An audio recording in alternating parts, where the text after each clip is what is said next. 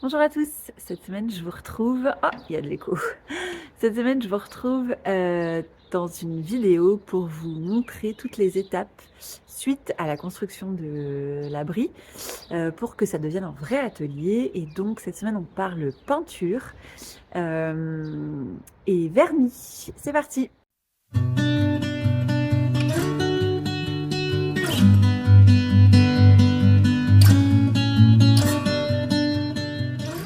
Hello! Aujourd'hui, place à la peinture intérieure. Donc du coup, il faut que je peigne tous les murs en blanc. Je vais laisser le plafond couleur bois et les encadrements de porte couleur bois et de la fenêtre que je vernirai. Et le sol, je passerai du vernis aussi, mais pour l'instant, je vais pas le faire puisque je peins. C'est parti! Pour la peinture intérieure, j'ai choisi du blanc, d'abord parce que c'est simple et ensuite surtout pour la luminosité.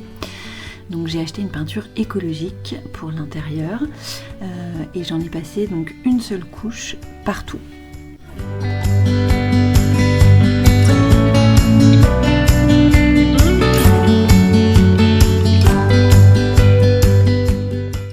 Donc là j'ai fait une bonne partie de la peinture du mur, enfin j'ai fait plusieurs murs et je suis en train de me demander si je vais pas ne pas passer de seconde couche en fait.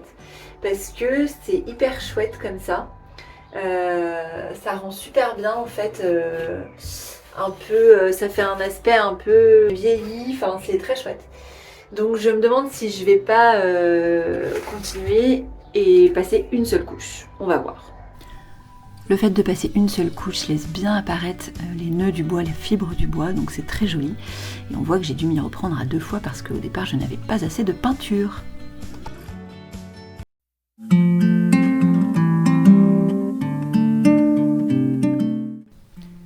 Pour les menuiseries, donc la porte et la fenêtre, j'ai d'abord passé avant le montage du vermifuge et de l'hydrofuge pour protéger le bois et ensuite une couche de vernis un peu teinté couleur chêne clair je crois de partout pour bien protéger.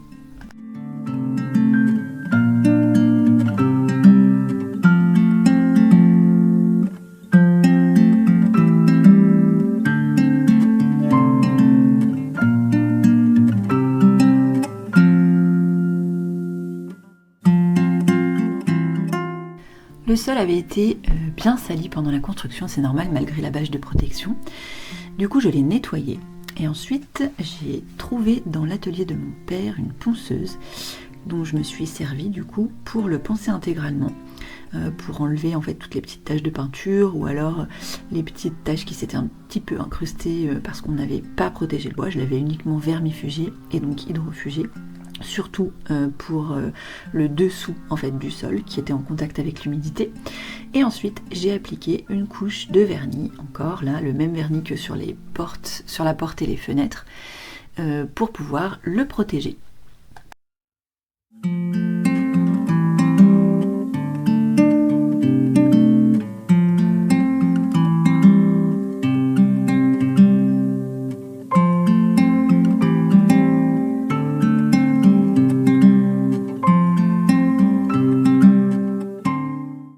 Quelques petits raccords de peinture plus tard et voilà le résultat.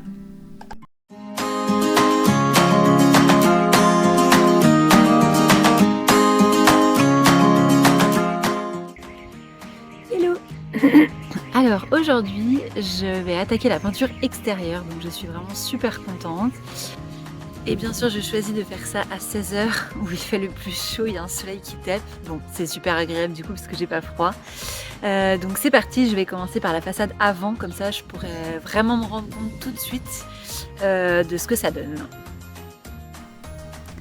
Pour la peinture extérieure, je suis donc allée dans un magasin spécialisé. J'ai choisi une teinture nuancier et ensuite la peinture a été créée spécialement pour la cabane, avec le bon dosage par rapport au nombre de mètres carrés que j'avais de surface à peindre pour 2 couches. J'avais donc très envie d'un bleu-vert qui se marierait bien avec l'extérieur, mais qui ferait pas non plus complètement uniquement bois. Mais je voulais garder quand même cet esprit chaleureux et apaisant du bois, donc cette couleur me paraissait parfaite. Et en plus, elle se mariait très bien avec la teinte de vernis de bois que j'avais choisi pour la porte et la fenêtre. Je vous laisse me dire en commentaire ce que vous en avez pensé.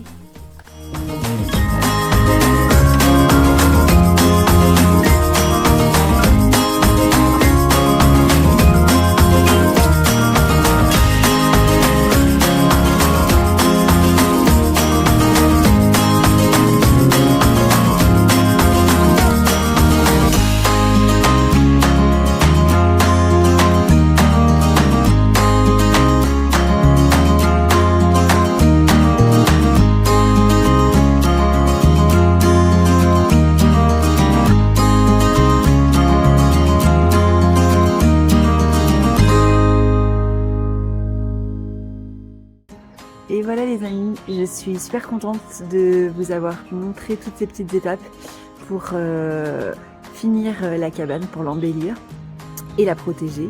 Si tout ça vous intéresse, vous pouvez vous abonner à la chaîne. Vous pouvez aussi vous inscrire à la newsletter, le lien est dans la description de la vidéo. Je vous remercie d'avoir suivi cette vidéo et la semaine prochaine, je vous montrerai l'aménagement. Bonne semaine! Attends, non?